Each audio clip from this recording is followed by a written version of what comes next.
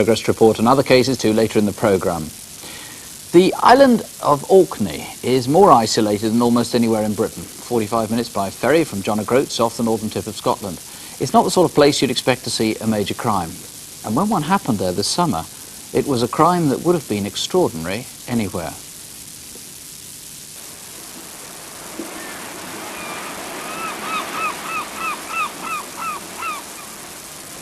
Would you like to sit down?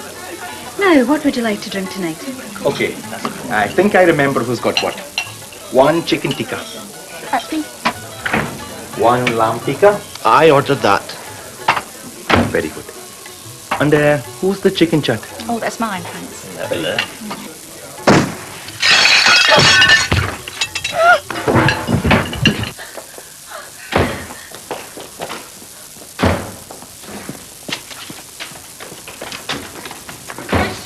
Keep away! You bloody shoot us too! When the gunmen came in, it looked like a fancy dress. When the gun went off and I realised it wasn't, it was a horrible thought to have your children there and not be able to do anything about it. Shamsuddin Mahmood was 26 and from a large and successful family. This was his second time working at the restaurant in Kirkwall, having seen the job advertised in London. We had a murder in Mummy-Tas Indian restaurant, Bridge Street, Kirkwall. I want you to preserve the scene, Bob. Make sure nothing's disturbed. I'll get an inquiry team together and get to you as soon as possible. The Northern Constabulary covers a vast area. Orkney hadn't had a murder for 25 years, and it was necessary to provide support from the mainland. A helicopter wasn't available to me, making it necessary to travel by road 150 miles from Inverness to John O'Groats. We then had to travel by ferry across the Pentland Firth. That's the nature of policing in the Highlands and Islands. So how is the Holmes computer link to the mainland going? It's almost ready, sir. And what do we know about Mr. Mahmood, Angus? We know that he's been on the island for about 6 weeks. He was here last year for about 9 months, and at that time he was also working in the Mummy-Tas restaurant. Anything more you would like? Not meantime. Not just now? He has no enemies that we can find, and we do know he has got a brother who lives in London. He was a very brilliant student. The family wanted him to carry on with his studies. We cannot think why it should have happened to him. He was a very kind-hearted person. The sad thing is that he got killed at a time when he was about to go home and get married to his girlfriend. We require teams to carry out inquiries at our airport and ferry terminals, to conduct house-to-house investigations in Kirkwall, and to re-interview all of our main witnesses. Right, Marianne, what I want you to do for me is just if you could go over the events that happened in the restaurant, just in your own words. I was showing 2 customers to the table, and I was just about to go back up to the bar for the menus when the door opened behind me, and I turned round to see who it was. And a man with a mask on came in. At first I thought it was a joke, but then I saw the gun in his hand as he went past me. He went up to the table where Shamel was serving the customers, and I heard a shot. I thought he was in to shoot everyone. And I heard the door open behind me, and he came out and went down the other lane. And the last I saw him was going down the narrow lane at the back of the restaurant. We were driving down Junction Road at about 7:15, and as we turned into the car park, I saw a guy out of the window on my left. He had on dark clothes and had mossy brown hair. As you're aware, the man that went into the restaurant was wearing a hooded sweat top, and he had a distinctive stoop.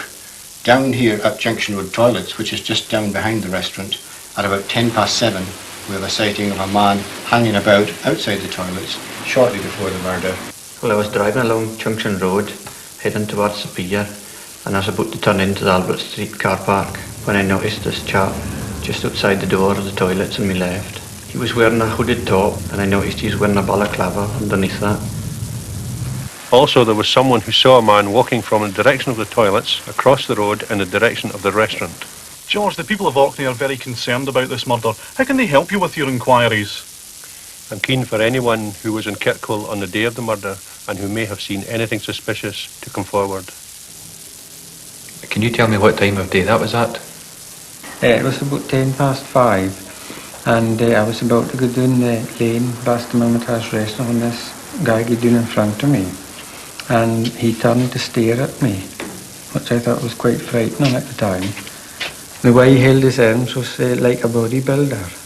He was in his 20s, about 28 I would say, and his height would have been about 5'8" to 6 feet. This sighting is of particular interest because of the similar physical characteristics to the person seen in and around the restaurant. But at the end of the day, we still haven't established a motive for this crime. I'm always looking for an exit. Daddy, I can't sleep. It's okay, Daddy will take you through and tuck you in. The effect it's had on our family since the incident is one of distrust. We have had difficulty going out in the evenings. Things are getting better now, and we hope the kids are getting back to normal. It's difficult to take in such a horrendous event. George Goff, in the 4 months since this happened, you've obviously made extensive inquiries in the Orkneys. Now, how can a national appeal help? Well, we hope to reach the people of Orkney with a visual reconstruction through Crimewatch, which may help to jog their memories. Also, of course, the programme will reach the remainder of Britain, where we hope to contact anyone who has been on holiday in Orkney.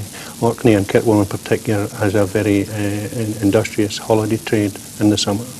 Now, I know you haven't got a motive, but there was a possibility of motive in as much as the day before the murder there was a sighting of an argument going on at the restaurant, the door of the restaurant. Yeah, that's correct. About 8:30 the night before the murder, witnesses described to us that two people were arguing with the now deceased Shamsuddin Mahmood outside the restaurant in the doorway of the restaurant.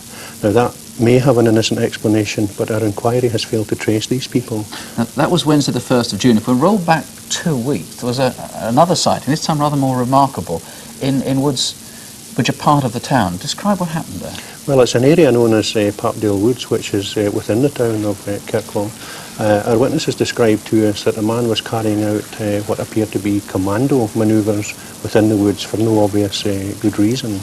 Again, that might be an innocent pastime, but we would like to hear from the person to have it explained. Obviously, then, we also need to find any other witnesses to the man outside the public lavatories. And we should explain that while we were filming, it was raining. Actually, the day of the murder, the 2nd of June, it was one of the hottest evenings of the year. Yeah. So his dress would have been most extraordinary, having a collar up, let alone a balaclava. That's correct. The weather was so good that there's no good reason for having a hood up. And the bodybuilder in the alleyway, now there's really nothing much to connect him with the crime. You really want to eliminate this man.